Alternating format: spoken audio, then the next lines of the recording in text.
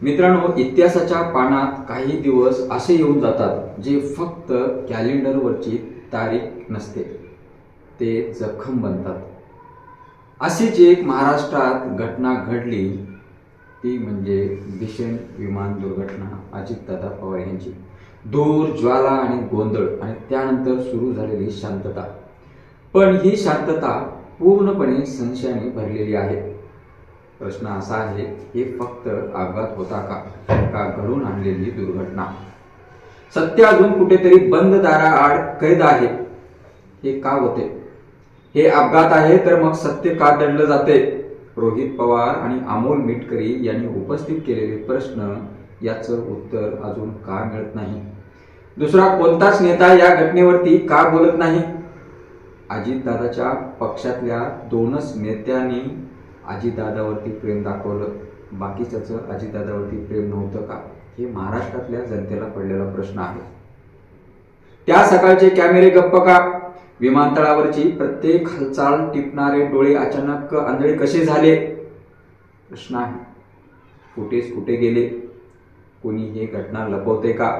जर सर्व काही पारदर्शक असेल तर जनतेपासून सत्य लपवण्याची गरज काय? जनतेचा प्रश्न आहे. दुर्घटनेचा आवाज अजून कानात घोंगावतोय, पण ह्या प्रत्येक प्रश्नाचं जनता उत्तर मागते, त्याचं उत्तर मिळत नाही. तांत्रिक माहिती, तपासाची प्रगती, सुरक्षा प्रक्रिया सगळं काही धूसर झाले. आश्चर्य बघा, ब्लॅक बॉक्स म्हणजे सत्याचा साक्षीदार असतो, मग त्या साक्षीदाराचं मौन कोणाच्या फायद्याचं आहे? ब्लॅक बॉक्स जळाला असं सांगून कसं चालायचं महोदय? ब्लॅक बॉक्स बदलीची सर्व माहिती मीडियासमोर येऊन सांगा आणि कसा जळाला तेही सांगा. कारण अमोल मिटकरींनी आज पुन्हा एक प्रश्न उपस्थित केला. शेफ्टीला ब्लॅक बॉक्स असतो, तर अजितदादाच्या दुर्घटनेमधली शेफ्टी जळालीच नाही, तर ब्लॅक बॉक्स कसा जळाला?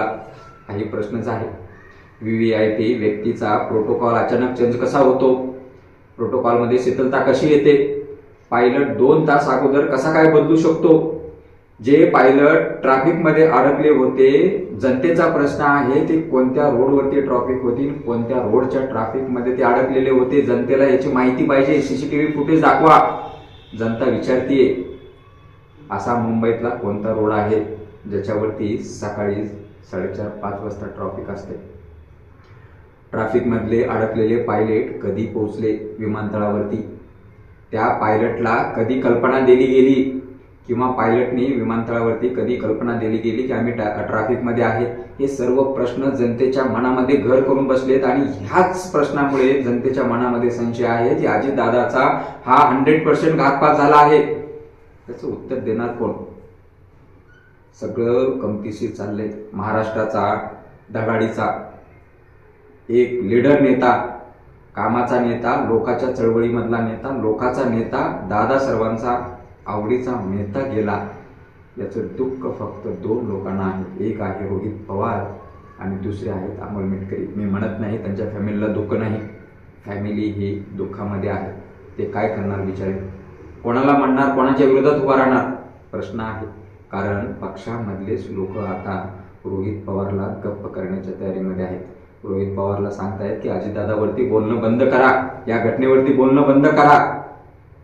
हा विषय केवळ दादाच्या घटनेचा नाहीये, हा प्रश्न आहे व्यवस्थेचा, व्यवस्थेच्या तत्परतेचा आणि महाराष्ट्रातल्या शासनाचा. एवढा मोठा नेता दुर्दैवी घटनेमध्ये मरण पावतो आणि 20 दिवस झाले तरी त्या कोणत्याही गोष्टीला तपासामध्ये किंवा कोणत्याही गोष्टीचं पारदर्शकपणे लोकांसमोर येत नाही. जर सत्य स्वच्छ असेल तर पडदा का? जर तपास निपक्षपातपणे केला असेल, तपास चालू असेल तर तो मीडियाला सांगा, जनतेला सांगा, कळू द्या. हे का होत नाही? हाही मोठा प्रश्न आहे. अनेक प्रश्न आहेत, लोकांच्या डोक्यामध्ये घर करून आहेत आणि त्यामुळेच ही मागणी कोणाविरोध नाही, एका व्यक्तीविरोध नाही. ही मागणी आहे सत्यासाठी, उत्तरदायित्वासाठी आणि लोकशाहीच्या सन्मानासाठी. कारण लक्षात ठेवा, प्रश्न विचारणारी जनता हीच खरी ताकद असते, हीच खरी लोकशाही आहे. आणि जेव्हा प्रश्न विचारणं थांबतं तेव्हा सत्य कुठंतरी हरपण्याची शक्यता आहे.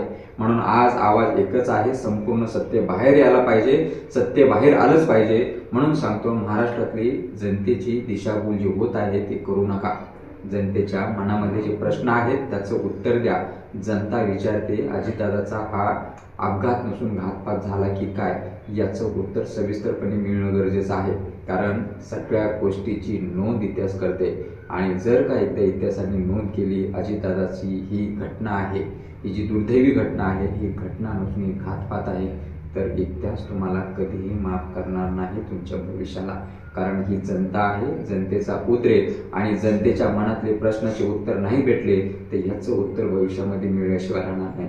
हे माझं एक संपादक म्हणून मत आहे. यावरती आपलं काय मत आहे, अजितदादाच्या घटनेबद्दल आपल्या मनामध्ये काय प्रश्न आहेत, नक्की कमेंट बॉक्समध्ये कमेंट करून कळवा. जय हिंद, जय महाराष्ट्र.